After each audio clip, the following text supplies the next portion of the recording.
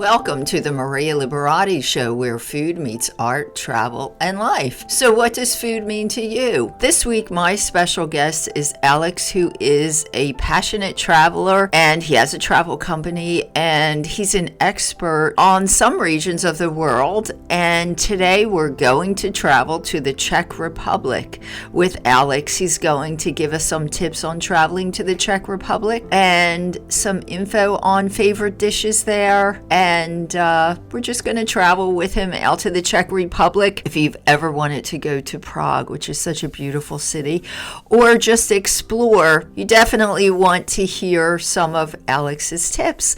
So stay with me. And today my guest is Alex Veka, and he's a passionate traveler, learner, interpreter. He has a travel company, and he's going to talk to us today, tell us a little bit about the Czech Republic. If you've never been there, he's going to tell us some interesting things about the Czech Republic, and he's an expert on that. Alex, thank you so much for being here. Hi, Maria. Thanks a lot for inviting. Glad to be here. Great. And where are you today? I know you're always traveling around, so tell us where you're at today. I'm in Belarus right now, Eastern Europe. Yes, I know. Yep, Belarus. And I know you were going to tell us a little bit about the Czech Republic for people that have never been there. Tell us, maybe you can give some quick tips on traveling there to the Czech Republic for people that may want to take a trip. I know I've always been interested in going there. I haven't had the chance yet. Yeah, actually, I spent almost 7 years. I did my bachelor, master, and partially PhD studies there. So Right. I had a chance to travel around, to live the culture, the gastronomy, to get to know the country pretty well.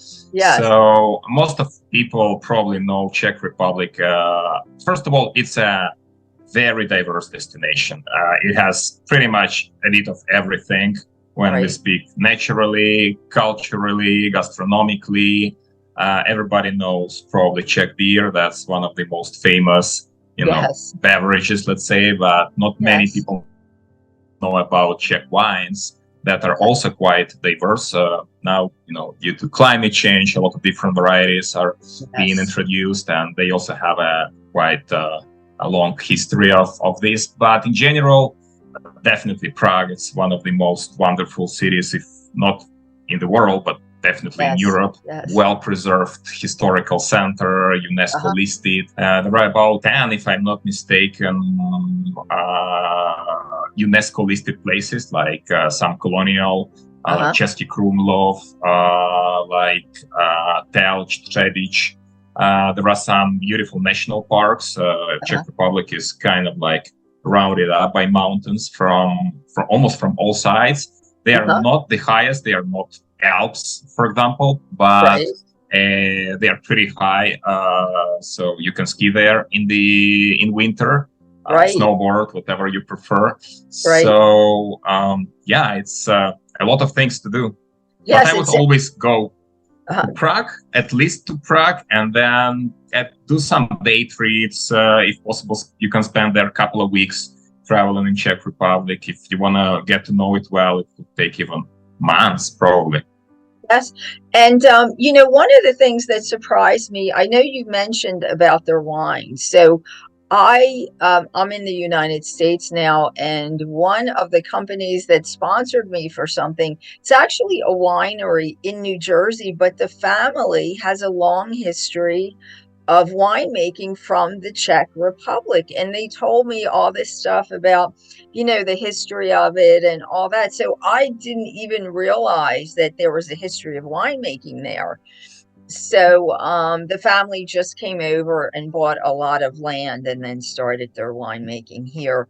But yes, I understand that there's a history with winemaking. But tell us a little bit about the gastronomy of the Czech Republic. What might be a typical dish? The gastronomy of Czech Republic is also quite diverse because the country it's a landlocked country. With a lot of cultural influences. There were like migrations of different ethnic groups throughout the centuries and millennia. So there was always like a mixture, a lot of different influences from a lot of places. From one point of view, it's a Slavic nation. So it has some some ingredients, dishes in common with its Slavic neighbors like Slovaks and Polish people. But at the same time, being part of Central Europe, it highly correlates with also the cuisine, with Austrian cuisine, with German cuisine. So one of most favorite Czech dishes are like a staple food are knedlíky, like dumplings. It can be potato based or it can be flour based, which are normally either cooked on vapor or they can be cooked like boiling in water. Then they are sliced, and normally they are served with some kind of meat, normally pork or beef. And Czech Republic, as well as the whole region, is pretty famous for its kind of like gravy style sauces. So they're kind of like with a lot of calories, very savvy, with a lot of taste based on meat. So that would be like one of the like popular ones. Then it was also influenced by Austria. It was part of Austrian Empire for a long time. So everybody probably heard about a schnitzel, like schnitzel, pork schnitzel or chicken schnitzel. In Czech Republic, it's called řízek. So that's also became kind of like a very like popular standard food you can find everywhere. Also, Czech Republic is famous for its soups. It's actually one of the like must try. There are different types of soups. One of the most popular are rajská polievka soup, is polievka, which is basically a tomato soup. Then there are some kind of like puree soups based on corn. One of gulashovo polivka is kind of like based on goulash, Czech goulash is a little bit different from German, let's say, like the regional variations. Another one could be drštková, which is very specific. It's some people love it, some people not. It's based on the stomachs of beef stomachs. Oh my gosh! Well cleaned and prepared for a long time. So it's like depends. How about desserts? What type of desserts? Is there any special dessert? Like I know Austria, in Germany, strudel is like a big thing. Mm-hmm. How about in the Czech Republic? Any special desserts that are usually? Strudel is actually also very popular desserts in Czech Republic. It has definitely like a specific taste. It's not completely the same as in Austria. Another popular ones are koblihy, which are kind of donuts, but they don't have a hole inside, and they are normally filled with fruit fillings. Mm-hmm. Another one we can mention koláč, which are kind of like pastries, also with with raisins. It can have some like berries atop and so on. There are quite a lot of those desserts. So if we were wanting to travel to the Czech Republic, I know you mentioned Prague. Definitely go to Prague, and I know I have lots of friends that have gone there and have heard so much about Prague. So I know it's really beautiful. What about, is there any other, I know you said to take some day trips. Can you tell us one spot that might be not real touristy and not a lot of people know about, but might be a good spot to visit? Mm-hmm. There are quite a lot. For example, probably one of the most famous, it's quite touristy, but it's well worth it because it has a lot of things. It's Karlstein Castle, which is probably you can get there 1 hour by train from Prague. And it's amazing. You need to hike a little bit, like to go up, but it's a medieval castle with a lot of history. Or another quite unique place could be Kutná Hora. It's completely different direction. It's north east of Prague, and it's a little bit longer, maybe 1.5 hours, 2 hours by train. So it's a UNESCO listed city. It has a well-preserved medieval center, but mostly it's famous for its unique church adorned with about 40,000 skeletons and human bones from the 14th, 15th century, the time of the wars and the Black. Yes. And what's the name of this church? Do you know? As I remember, the name of the place, it's Sedlice. It's kind of like a suburb of Kutna Hora. Okay. So it's called Sedlice Ossory, something like this. Yes. Wow. Yeah, I know there's a church like that in the center of Rome also, with all the skeletons and things like that. And the name, I don't remember the name of that one, but yes. So that's great. So, I mean, there's certainly lots of things to do in the Czech Republic. Lots of places to eat. And then one last question. So, I know in Italy and Paris, there's all like little coffee bars. Do they have coffee bars there too? They probably do. Do they have like little coffee bars kind of?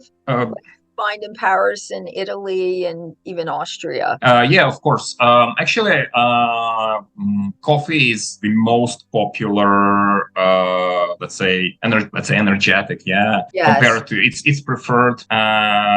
It's more preferred than tea, for example. Yeah, like some countries, like let's say Britain, are more tea-oriented, and some countries like Finland, Italy, and Czech Republic are coffee lovers. So there are quite a lot of coffee shops with pastries, with coffee, and most of people, they use like Italian style machines, so you can get all the typical. Yes. Oh, that's great, Alex. Thank you so much for telling us about the Czech Republic. I'd love to invite you to come back another time. Maybe we can. I know you're a passionate traveler, so maybe we can talk about another country that you're passionate about, and you can give us some travel tips also. Love to invite you back another time, maybe next month, if you'd like to come back. But thank you so much. Is there a place that people can find you? Do you have a website or? I'm managing a tour company called Vibe Adventures. We are based in Mexico City and organize all kind of adventures and tours in Mexico and the region. So if you guys want to travel around, you can check us out at vibeadventures.com. Okay, great. All right, Alex, thank you so much, and look forward to having you back again. Thank you very much, Maria. Have a nice day. Thanks for listening to the Maria Liberati Show. And thanks to my producer, Britton Roselle, as always, and our special guest, Alex, for his tips on the Czech Republic. And as always, you can find me actually on my new TV series on eatthis.tv and their YouTube channel. My series is The Basic Art of Italian Cooking. You can also find me at marialiberati.com, on Instagram at Maria Liberati, on Facebook at Chef Maria Liberati, on Twitter at Maria Liberati, on Instagram at Maria Liberati, my Vimeo channel, Maria Liberati, and the new YouTube channel for the podcast, The Maria Liberati Show, and my Roku channel, The Basic Art of Italian Cooking by Maria Liberati. And you can find my Gourmand World award-winning book series, The Basic Art of Italian Cooking, on Amazon, on artoflivingprimamedia.com, and really anywhere books are sold. And if you have any questions or would like to suggest a topic, please email us at info@marialiberati.com. And if you take, or rather create, any of the recipes that we talk about on the podcast, if you know how to create some of the dishes that Alex talked about today from the Czech Republic, create them. Take a photo, share it with us on social media. If you hashtag it, The Maria Liberati Show, we'll find it. Or you can also send it to info@marialiberati.com, and we'll share it on the marialiberatishowcom website. Until next time, peace, love, and pasta.